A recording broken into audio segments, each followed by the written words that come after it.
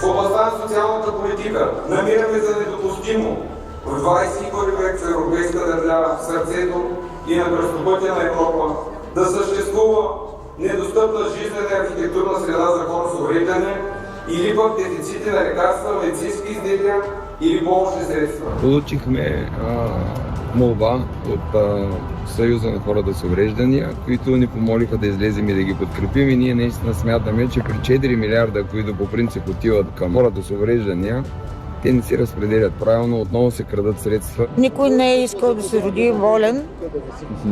Единственото нещо, което се промени в тези години, беше терминологията. От хора инвалиди станахме хора с увреждания. Има ли с кого да контактуваме, да вземем телефон, да разменим имейли? Където да резюмираме въпроса.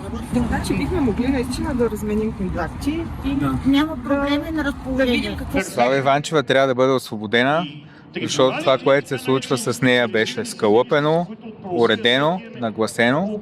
Една изцяло поръчкова работа, защото тя беше неудобен, непартиен човек, който дойде от едно движение срещу нещата, за които я обвиняват, и затова я нагласиха.